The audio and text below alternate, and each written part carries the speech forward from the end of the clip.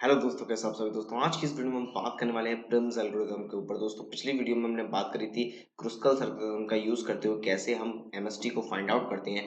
तो एमएसटी को find out करने के लिए एक और तरह की प्रॉब्लम है जिसका नाम है प्रिम्स एल्गोरिथम। तो आज की इस वीडियो में हम बात करेंगे प्रिम्स एल्गोरिथम के बारे में। लास्ट तक मेरे साथ बनिए रहेगा, सब कुछ जानेंगे प्रिम्स एल्गोरिथम के बारे में, कोड के ऊपर सब कुछ बात करेंगे। तो चलिए वीडियो में आगे बढ़ते हैं और देखते हैं कि क्या है प्रिम्स एल्गोरिथम।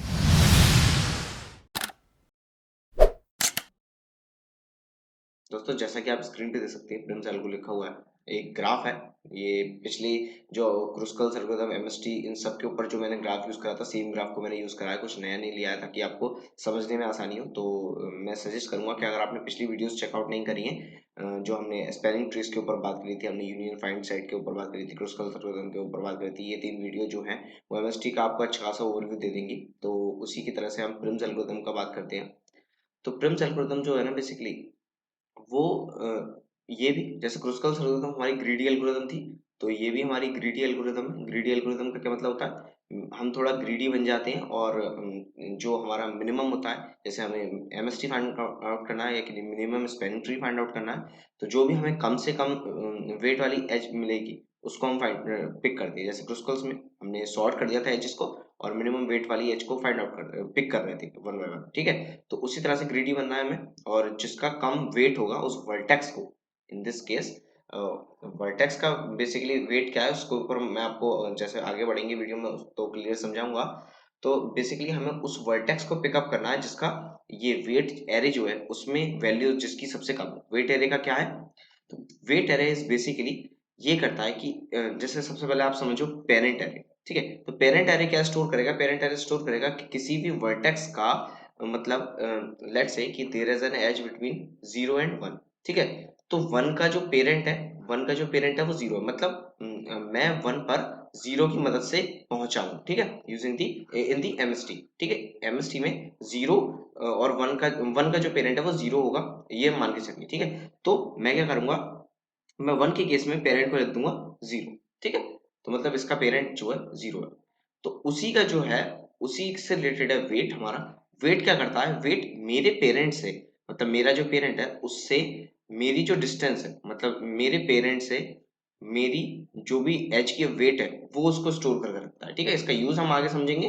अभी के लिए आप ये समझिए कि वेट एरे में जो भी वैल्यू स्टोर होती है वो ये है कि पेरेंट से, उसके पेरेंट से उस तक जो डिस्टेंस है उसको हम बोलते हैं वेट, ठीक है। उसके बाद एमएसटी, एमएसटी बेसिकली अब बूलियन एरे है, उसमें हम देखते हैं कि जो हमारे नोड है वो एमएसटी में है या नहीं, यानी कि फॉल्स का मतलब है तो वो नहीं है, और अगर मैं इधर लिख देता हूँ ट्रू तो वो है, मतलब एमएसटी में मैंने उस वर्टेक्स को इंक्लूड कर लिया है, ठीक।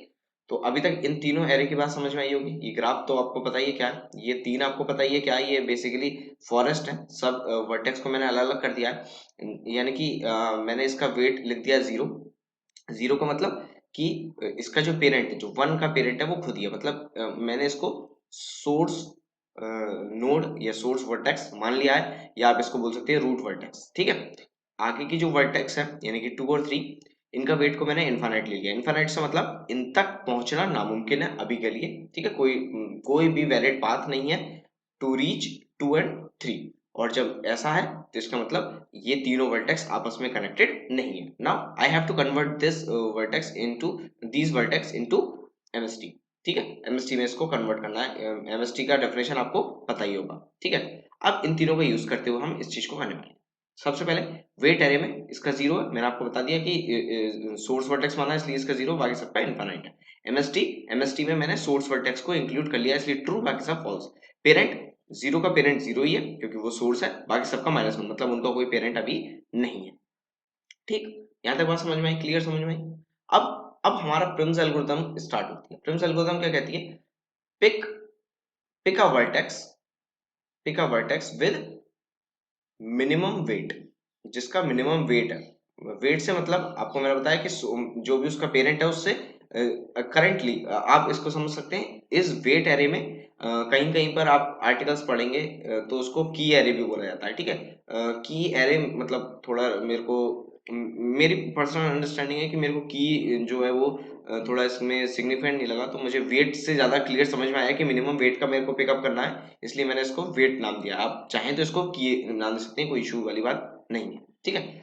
तो इस वेट एरे में, वेट एरे क्या स्टोर करा वो मैंने आपको बता ही दिया। इस वेट एरे में at particular at any instance of time जो भी वैल्यू मिनिमम होती है और साथ ही साथ वो जो है वो हमारी एमएसटी में इंक्लूडेड नहीं हो। एक करेक्शन का एमएसटी में यहाँ पर फॉल्स ही आएगा। मैंने अभी एमएसटी में कोई भी जो वर्टेक्स है उसको इंक्लूड नहीं करा है, ठीक है, लिटिल करेक्शन है। तो बेसिकली एट प्रिंस एल्गोरिथम बोलती है कि एट एनी पर्टिकुलर टाइम हम कोई भी वो वाली वर्टेक्स पिक करते हैं जिसका वेट जो है वो मिनिमम हो इस वेट एरे में और वो एमएसटी में इंक्लूडेड ना हुआ हो। ठीक है, इंक्लूड हो गया तो इसका मतलब वो साइकिल मतलब वो पहले से प्रोसेस्ड है तो उसको हमें नहीं लेना। ठीक है, अगर वो नहीं इंक्लूडेड है then only we will take it. ठीक है, तो अब अगर हम इसमें सर्च करें कि भाई सबसे मिनिमम वैल्यू, सबसे मिनिमम वेट किस वर्टेक्स का है, तो वो है 0 यानी कि 1 का। ठीक है, तो और वो एमएसटी में इंक्लूडेड नहीं है, तो हम क्या करेंगे, हम उस जो एमएसटी जो हमारी वर्टेक्स है उसको एमएसटी में इंक्लूड कर देंगे। यानी कि मैंने इसको इंक्लूड कर दिया, इसके पेरेंट को वही, मतलब इसका जो सोर्स है उसका पेरेंट तो 0 ही रहेगा, कोई इशू वाली बात नहीं है। तो अब हमें इसको पिक करना है और इसको हमें प्रोसेस करना शुरू कर देना। तो सबसे पहले हमें क्या करना है, सबसे पहले तो इसको हम मार्क कर देंगे ट्रू, क्योंकि हमने इसको इंक्लूड कर लिया है। नाउ अब इसके जो एडजेसेंट है, मतलब ओरिजिनल ग्राफ में जो इसके एडजेसेंट्स हैं उनको हमें वन बाय वन उनका जो वेट है उसको अपडेट करना है। ठीक है, उनका जो वेट है उसको अपडेट करना है, यानी कि हम इसको बोल सकते हैं की को अपडेट करना है या हमें उसका वेट को अपडेट करना है। अपडेट कैसे करना है कि मैं मान के चलता हूं कि मैं इसका पेरेंट हूं, मतलब अपने जो भी एडजेसेंट है मैं उन सबका पेरेंट हूं और उनकी अगर वेट कम मैं बना सकता हूँ। लेट सपोज कि ये जो है थ्री टू का पेरेंट मैंने मान रखा है 3 और उसका वेट क्या है 4, और अगर मैं 1 को 2 का पेरेंट ले लेता हूँ तो उसका वेट हो जाएगा 1 जो कि कम है। तो मेरा जो ग्रीडी अप्रोच बोलती है वो मैं 1 को 2 का पेरेंट बनाऊं। ठीक है, तो इसी के लिए मैं 1 से जो भी एडजेसेंट्स हैं उनका वेट को अपडेट कर देता हूं अगर वो कम है जो ऑलरेडी प्रेजेंट है वेट। तो 1 का एडजेसेंट क्या है, 1 के एडजेसेंट्स है 2 और 3। तो 1 2 का वेट क्या है, 2 का वेट है बेसिकली, मतलब इंडेक्सेस पे हम बात करें तो 2 का वेट है हमारा इनफाइनाइट। इनफाइनाइट क्या 1 इनफाइनाइट से छोटा है? जी हाँ, छोटा है। तो मैं क्या करूंगा, मैं इनफाइनाइट को हटाकर इसको 1 कर दूंगा, मैं इसके पेरेंट को अपडेट कर कर 1 कर दूंगा। ठीक है, इसी तरह से मैं 3 पर जाऊंगा और 3 के पेरेंट में चेक करूंगा क्या 3 मेरा 3 से छोटा, इनफाइनाइट से छोटा है? जी हाँ, तो मैं इसको 3 कर दूंगा और इसके पेरेंट को 1 कर दूंगा, इसके पेरेंट को 1 कर दूंगा। अभी आप गौर करने वाली बात है, मैं इसको एमएसटी में मार्क नहीं कर रहा हूँ। ठीक है, एमएसटी में मार्क तब करूंगा जब मैं इसको पिक कर कर प्रोसेस करना शुरू करूंगा। ठीक है, तो अब हो गई मेरी ये वर्किंग जो है वो कंप्लीट हो चुकी है। तो अब मैं इसको एमएसटी में अपडेट कर सकता हूँ बाय दिस। ठीक है, बाय दिस, और इसका जो वेट होगा वो भी अपडेट हो जाएगा। इनफाइनाइट से क्या हो जाएगा इसका वेट, इसका वेट हो जाएगा 1 और इसका वेट हो जाएगा 3। ठीक है, अब फिर से सेम सेम टास्क रिपीट करते चलना लूप में। अब मेरी मिनिमम वर्टेक्स कौन सी है, जो मेरी एमएसटी में इंक्लूडेड नहीं हुई है। वैसे तो आप देखें तो ये है मेरी, लेकिन वो एमएसटी में इंक्लूड हो चुकी है। ठीक है, तो मैं इसको लूंगा जो कि ये 1 और ये एमएसटी में इंक्लूड भी नहीं हुई है। तो सबसे पहले क्या करना है, सबसे पहले तो इसको एमएसटी में इंक्लूड कर देना है, उसके बाद इसके एडसेंट्स पर जाना है। तो इसके एडसेंट्स कौन सी है, एक तो 3 है और एक 1 है। ठीक है, 2 का एडजेसेंट क्या है 3 और 1। अब आप देख सकते हैं 1 तो ऑलरेडी प्रोसेस्ड है तो इसको तो नेग्लेक्ट कर देते हैं। अब 3 पर बात करते हैं। ठीक है, 3 का जो वेट है वो बेसिकली 4 है और करंटली 3 का जो वेट है, हो सकता है आपको ये थोड़ा मिसगाइडिंग लग रहा हो, तो इसको मैं 1 2 और 3 लिख देता हूँ। ठीक है, 1 2 और 3, इसी तरह से 1 1 2 और 3, इस तरह से 1 2 और 3। ठीक है, तो आपको मतलब जीरो बेस इंडेक्स मैंने यूज कर ली थी, कोई इशू वाली बात नहीं है। तो 3 का वेट है 3 और यहाँ पर 4, तो कंडीशन मेरी फॉल्स हो गई। मतलब मैं कम, अगर मैं इसको इसका पेरेंट बना देता हूँ तो मैं वेट को कम नहीं कर पाऊंगा, मतलब मिनिमम वेट नहीं ले पाऊंगा। ठीक है, तो मैं इसको नेग्लेक्ट कर देता हूँ। ठीक है, और उसके बाद क्या करते हैं, उसके बाद हम जो नेक्स्ट है हमारी मिनिमम वेट और जिसका जो एमएसटी में इंक्लूड नहीं है वो है 3, यानी कि 3 नोड, और 3 के जो एडजेसेंट्स हैं वो है 1 और 2, और 1 और 2 दोनों ही दोनों प्रोसेस हो चुके हैं तो हम इसको नहीं लेंगे। So as we can see our MST is this, और यही हमारा आंसर आया था पिछले भी वीडियोस में। ठीक है, तो आप देख सकते हैं मैंने छोटा एग्जांपल इसलिए लिया क्योंकि अगर मैं बड़ा ले लेता तो आपको मैं कहता चला था, कोई इशू वाली बात नहीं है, लेकिन वीडियो बहुत लंबी हो जाती। आप यहाँ पे देख सकते हैं मैंने सिंपल कुछ ज्यादा बड़ा काम किया नहीं, 3 एरे ले लिए, वेट एमएसटी पेरेंट। एमएसटी में सब फॉल्स है, मतलब एमएसटी में वो नोड्स हैं जो कि स्टोर होंगे पेरेंट में, जो भी पर्टिकुलर वर्टेक्स है उसका पेरेंट जो है वो हमारे पास होता है, ठीक है। और जो हमारा वेट है वो बताता है कि उसके पेरेंट्स से उस तक का जो एज है उसका वेट क्या है, ठीक है। तो हमें क्या करना है, प्रिम्स एल्गोरिथम का यूज करते हुए हर इटरेशन में मिनिमम वेट लेना है जो एमएससी में इंक्लूड नहीं हुआ हो, और उसके एडजेसेंस को लेकर अपडेट कर देना डिस्टेंस।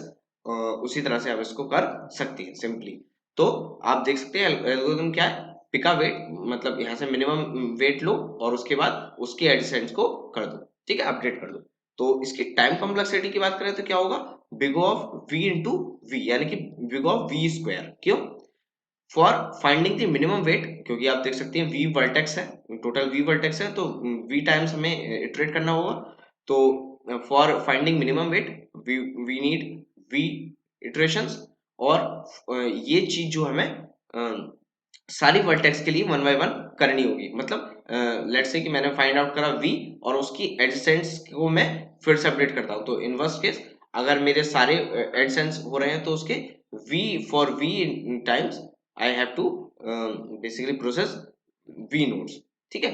तो अगर हम बात करें तो v square will be the time complexity of this particular algorithm। Space complexity की बात करें तो बिग ऑफ v जो हमारी स्पेस कॉम्प्लेक्सिटी होगी, क्योंकि हमने सिर्फ v ही टाइम स्टोर करा, कुछ एक्स्ट्रा स्पेस हमने रिक्वायर और नहीं है v के अलावा, ठीक है। तो आपने देखा कि प्रिम्स एल्गोरिथम जो हमने बात करी उसकी big of v square time complexity थी और big of v space complexity. अब आप सोच सकते हैं कि ये जो जो हमारी क्रुस्कल एल्गोरिथम थी जो हमने पिछली वीडियो में बात करी थी, उसके जो time complexity big of v log v थी, ठीक है, big of v log v, basically it was e log e, ठीक है, क्योंकि उस केस में एजेस ज्यादा थी, ठीक है। तो अब हम अगर बात करें तो भाई आप सोचेंगे कि यार प्रिम्स एल्गोरिथम तो ऑप्टिमाइज ही नहीं है, ये तो हमारी क्रुस्कल एल्गोरिथम अच्छा खासा आंसर दे रही थी। तो नहीं, प्रिम्स एल्गोरिथम भी big of v log v में आपका आंसर फाइंड आउट कर सकती है। कैसे कर सकती है ये, हम ऑप्टिमाइजेशन कहाँ कर सकते हैं, देखो अब हमें सारी एडसेंट नोड्स को प्रोसेस करना है, वो तो करना ही करना है, ठीक है। उसमें तो आप उस वाले वी को तो आप रिड्यूस कर ले सकते हैं। हम इसको रिड्यूस कर सकते हैं कि जो वेट हम फाइंड आउट कर रहे हैं ना, जो वेट हम फाइंड आउट कर रहे हैं, टाइम कितना ले रहा है वेट फाइंड आउट करने के लिए, बिग ऑफ वी। अगर मैं इसको log v में रिड्यूस कर दूं then I will got my answer. तो कैसे कर सकते हैं उसके लिए, जैसे कि हमने बात भी करी थी डाइक्सट्रास एल्गोरिथम में, हमने बात करी थी कि we can use a priority queue. अब प्रायोरिटी क्यू क्या करेगी, प्रायोरिटी क्यू में हम जो वर्टेक्स है उनको वेट के अकॉर्डिंग सॉर्ट रखेंगे। तो जब भी मैं प्रायोरिटी क्यू से अपना वर्टेक्स मांगूंगा ना, तो ये लॉग ऑफ वी टाइम में मुझे मिनिमम वेट की वर्टेक्स लाकर दे देगी, ठीक है। तो this is how I can reduce my time, और जो मेरी टाइम कॉम्प्लेक्सिटी होगी वो big of V log V में रिड्यूस जाएगी। Space complexity again big of V ही रहने वाली है, इसमें कोई इशू नहीं है, ठीक। तो चलिए कोड की तरफ बढ़ते हैं, देखते हैं और अच्छी तरह से कि कोड इसको कैसे करेंगे। As you can see on this screen, class solution ले लिया मैंने, एक नोड क्लास ली है जिसमें इंप्लीमेंट करा मैंने कंपैरेटर क्लास, और इसको मैंने इनिशियली कंस्ट्रक्टर ले लिया वी। अगर डिफॉल्ट कंस्ट्रक्टर अनपैरामीटराइज तो इसमें वी वर्टेक्स और वेट को 0 0 ले लिया। अगर पैरामीटराइज कंस्ट्रक्टर है तो वी को और वेट को मैंने बना दिया। उसके बाद मैंने कंपेयर फंक्शन को ओवरराइड कर दिया ए डॉट डब्ल्यू, यानी कि वेट, और बी डॉट डब्ल्यू, तो मतलब वेट के अकॉर्डिंग ये जो कंपेयर करके इसको सॉर्ट कर देगा, ठीक है। उसके बाद ये फंक्शन है स्पैनिंग ट्री, और वी नंबर ऑफ वर्टेक्स, और ये एडजेंसी लिस्ट दी हुई है, array list of array list of array list है। तो इसमें बेसिकली जो एजेस हैं उनमें दो वैल्यूज होंगी, एक तो फ्रॉम यू टू वी और उसका वेट, ठीक है। तो प्रायोरिटी क्यों ले लिए, सिंपल प्रायोरिटी क्यों ले लिए जिसमें व्यू वर्टेक्स होंगी, और ये नोड का कंपैरेटर यूज कर इसको सॉर्ट करना है, मतलब मैंने इसको बता दिया। उसके बाद एक वेट एरे ले लिया वी साइज का, एक एमएसटी एरे ले लिया वी साइज का, एक पेरेंट एरे ले लिया वी साइज का। अब इसमें वैल्यूज फिल कर दी, वेट एरे में फॉल्स मैक्सिमम वैल्यूज फिल कर दी, और एमएसटी में फॉल्स फिल कर दी, पेरेंट में -1 फिल कर दी। उसके बाद प्रायोरिटी क्यू में सबसे पहली जो वर्टेक्स आएगी सोर्स वर्टेक्स, यानी कि 0th vertex with weight as 0, और उसका वेट को मैंने 0 कर दिया, उसके पेरेंट को मैंने 0 कर दिया, ठीक। उसके बाद जब तक मेरी प्रायोरिटी क्यू एम्प्टी नहीं है तब तक मैं ये प्रोसेसिंग करता रहूंगा, ठीक है। और आप इसमें एक लूप भी लगा सकते हैं 0 से लेकर v तक, तो भी आपका काम बन जाएगा। v टाइम ही प्रोसेस होगा ये हमेशा, ठीक है, ये आपका v टाइम ही प्रोसेस होगा। उसके बाद मैंने मिनिमम प्रायोरिटी क्यू से पोल कर कर मिनिमम वर्टेक्स ले ली, v में मैंने उसको अपडेट कर दी, mst में उसको ट्रू मार्क कर दिया।